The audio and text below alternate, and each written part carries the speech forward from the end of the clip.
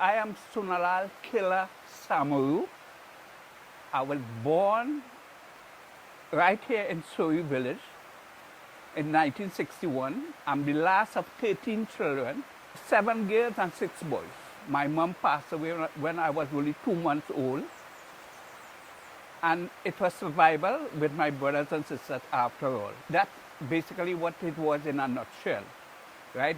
And the Samaroo kids came out of that. The last 7 in the family, that is from Jit come down, the last 7 brothers and sisters formed Samaroo kids. And we didn't have to say we had musical knowledge because we didn't know nothing about music. It was more survival, keeping the family together. That was just main thing. He didn't want to see his brothers and sisters go astray, and he thought music was the thing to keep his family together. So we started a little singing group. We never started as a steel band because we didn't have no instrument. We come from a very poor background, so it was struggles like that, you know. And he decided, well, Jit was very musically inclined, and he had vision. So he used to think out the box. So he formed this little group, as I say, with the last 7 brothers and sisters, and then it was a singing group. We had a guitar, quattro, I used to play a scratcher, right? And my scratcher was an icy hot, the outside of an icy hot long time. It used to be rivet like. So that was my scratcher. We could afford no instrument, and we had a little hand drum, and we used to sing, and that's how we started, right? So it wasn't like to say, well, yes, we all love music and we wanted to play music. It was given down to us. Just say, you would play this, you would play that, and you would play X, Y, Z as the case may be, and that's how it all started. I attend St. Pius Boys High School in Aruca. So that is 2.5 miles from here, Surrey Village, to Aruca. And as everything else, when you're growing up, you had your chores and you had to do what you had to do as a youth coming up, right? So my chores, before I go to school, I had to fill a barrel of water because we had no electricity, no running water. And that pipe is way out the road out there. So that water, this house was a thatch-roof house, right? So I had to tote water from way out there to fill that barrel in the morning before I go to school. And I had to walk to school to reach on time for 8 o'clock, right? And the same thing happened in the evening. And I had to walk back home. And when I come home in the evening, I have to fill that barrel of water again. That was my choice. And then we didn't have the electricity. So we had a lamp, but we had to make flambeaux.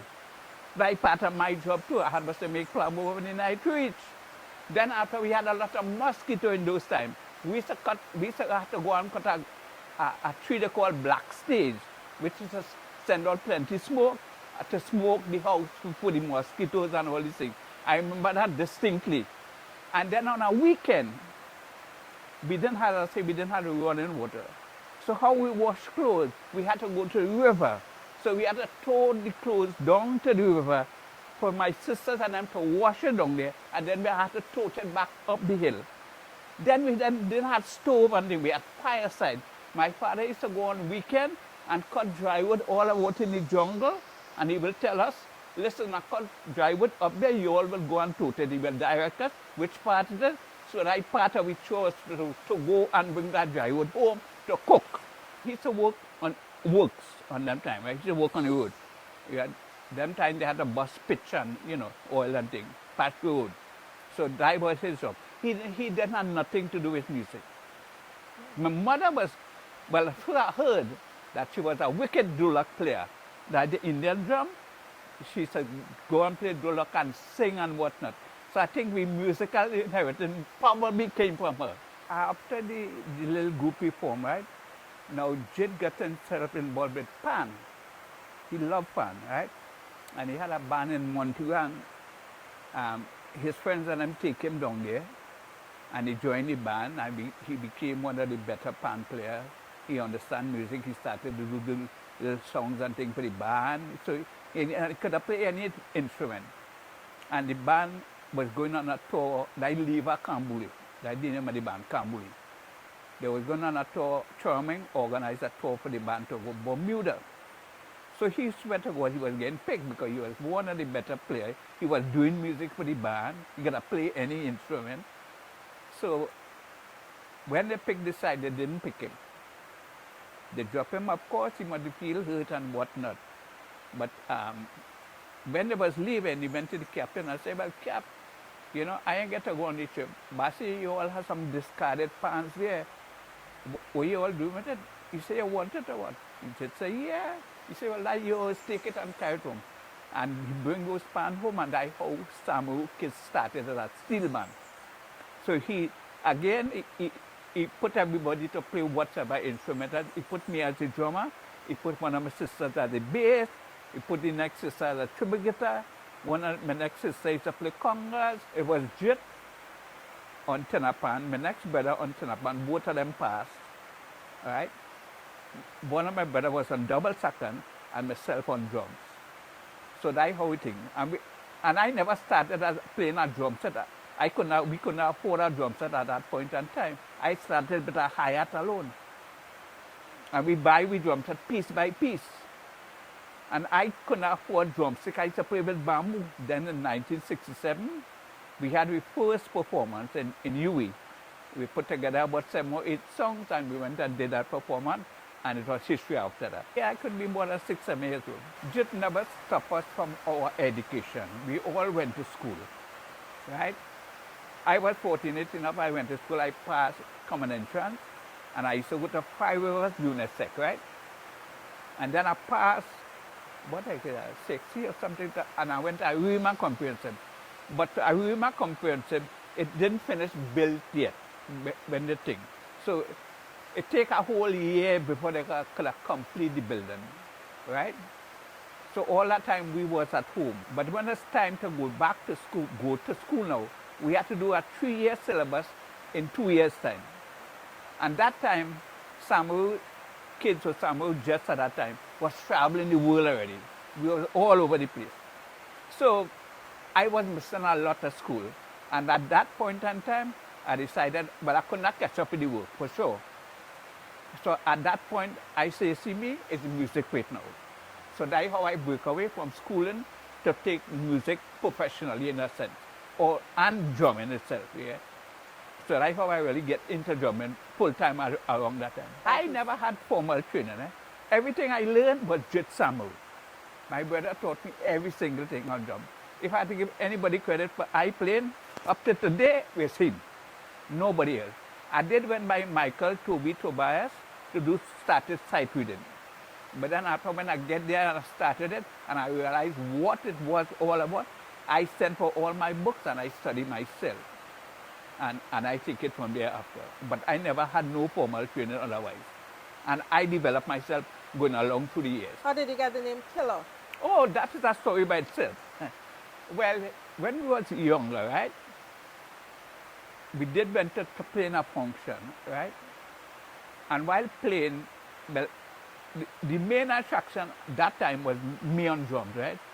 Because people was marveled to see this little fella, 6 or 7 years old, getting on a drum kit like that, you know? So this guy passed and he said, see that little boy is a killer on drums. And that's how the name Killer come about.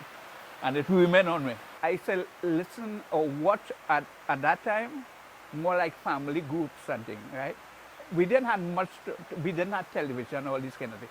So any little thing we get to see, we used to go. I used to go on a bit on watch television, right? Then I can remember as a little fella growing up. Them time was Bonanza and Big Valley and all them westerns and things on television. And it was black and white TV. But we never had that. So I used to run away from home to go and see these pictures. And in them times, I used to see a little bit of Jackson 5 and the Osmonds and all kind of things. So these kind of people kind of influenced me a lot as family band, since we was a family band. When I get opportunity to hear drummer, the drummer I used to listen to is like Steve Gadd, Billy Cobham, you know, them two drummers are my main drummers.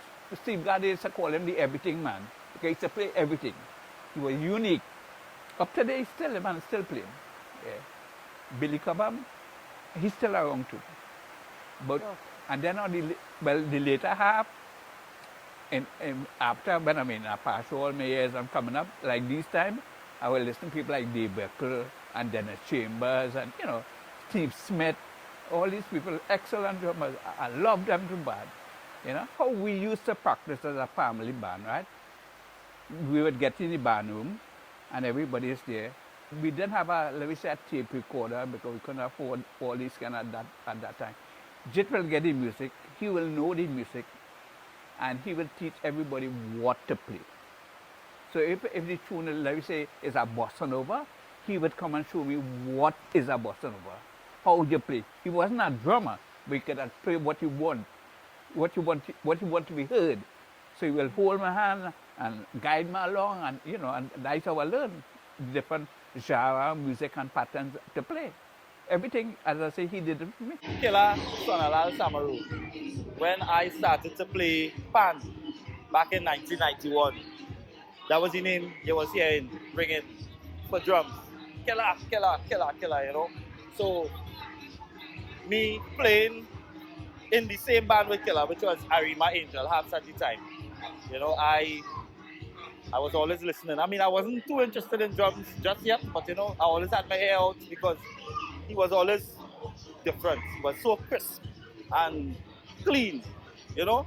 So, I mean, stood out to me from all the other drummers in Trinidad at the time. Caramel is a totally different thing because that basically is really between you and the arranger, because you're working under somebody, a musical director, an arranger. He know what you want to hear. You might have your ideas that you want to play. You will play stuff, but normally that's how I do it. I say, you want anything in particular? You say, now you play stuff, and I will tell you if I need anything changed as it gets away. And that's how we work. So we would do, but section by section, do the introduction, the verse and chorus. I would play through certain things. You say, yeah, I like that, leave that day, and this is how we think I groove, get the music, and I color the music accordingly, right? And don't try to overdo it. But because steel band drum is a special kind of drum. It's not a drum that you play all over the place. It's more helping the music, like emphasis with phrasings and all this kind of thing, giving them cues like when it's coming into a solo, all these kind of things. So you're directing the music from behind your kid there. That's your main thing. Decorating, but your main purpose as a drummer is timing. Nobody wants to play with a drummer, the speeding up 1 minute, the slowing down the next minute. So your purpose is to keep that timing good. So if you count your metronome, if you say 116, it should be 116 and not 120. Or at least try to keep it at. We are human beings. You don't ever keep it at 116. It will waver along the way, somewhere along. But that's your guide, that 116 kind of thing. And that's how you work with it. And that's at least how I work with people. I would complete everything okay with this song. You're satisfied up to now. Yeah, I think we can do a little groovy part there. Let me put a little jam thing here now. Or let me change the rhythm here. And this is the way you work with your arranger. And my job comes so easy when he could tell me what to do. I don't have to bust my brain to interpret. I wonder what he wanted, what go for day. He telling me what he want and it make my job easy like Sunday morning. Killer just play with the whole band. When listening to Killer, you will play some phrases with the front line, then you go shift to the background, and so I took that from him, that listening technique, listening to what's going on throughout the band, not just one section, meaning the front line. With kids with Samaroo Jets, we grew up we never had a percussionist, right? They say playing alongside me. So I grew up playing drummer percussion style. So that is my signature. People don't have to see me. They only have to hear me and they say, I'm sure that is Killer playing there. Because I had that distinct bear playing. Even today, like one of them, I would call his name, listeners always tell me, say, Killer, use the man change Panama style of drumming. He said, all we know before was a whole rhythm, for 10 or 8 minutes. But he said, when you come in the tongue and the way you start to decorate music and phrasing and crash all over the place and, real coloring. He said the whole style of drumming changed in Panama. Everybody started to go your way, and it remained that way up to this day.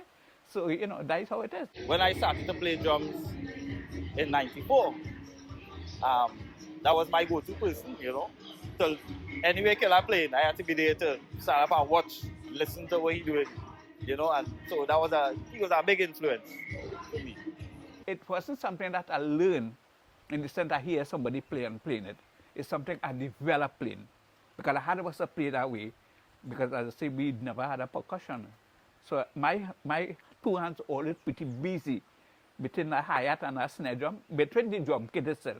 Because I had a certain way to decorate music, how I feel and whatnot. And that I can tell somebody how to play, because or try to play like me. Because what I play comes from within me, right? So you can't really show nobody that.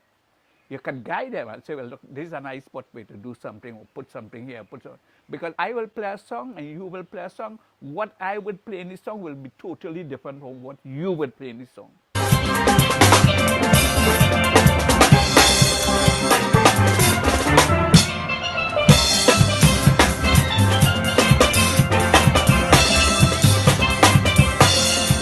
I love South American music.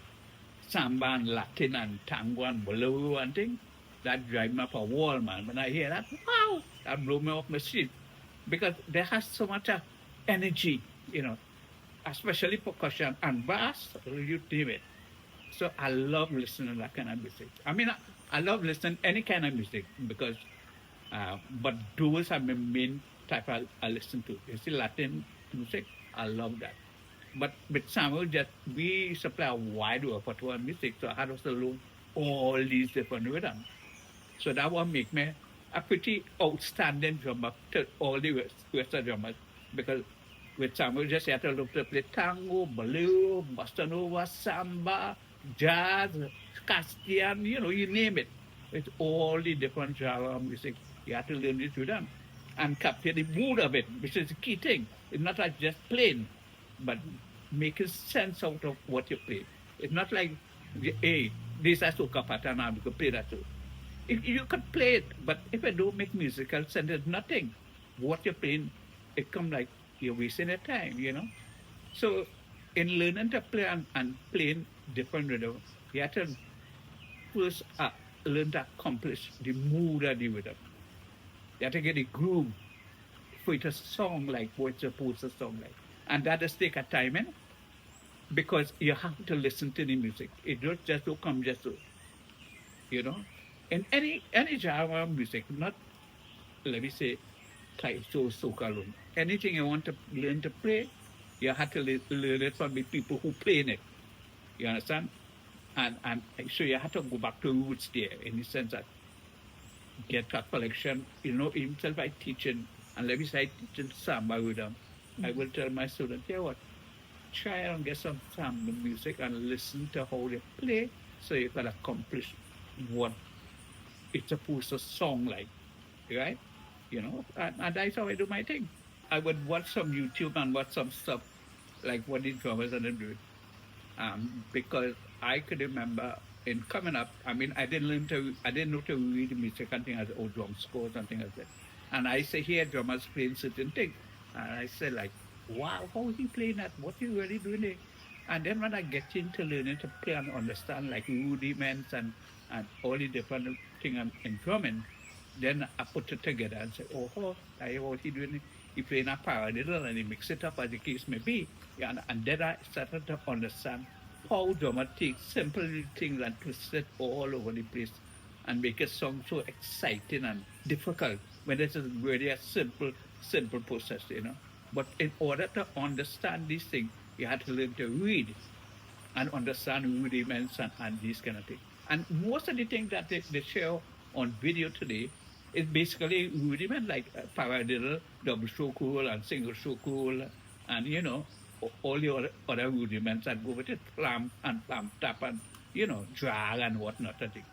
So basically, drumming is really rudiments put together, especially to do fills and whatnot. The rhythmic pattern like that, like the different genre, yes, it comes from the country itself, where they would play like Trinidad and Tobago and Kaiso, right? Maybe Venezuela is, let me say, well, the Spanish influence rhythm. So, you will listen to that kind of stuff. But really and truly, when you're learning, you really have to listen plenty. Like three-quarter your job as a drummer or as a musician, to listen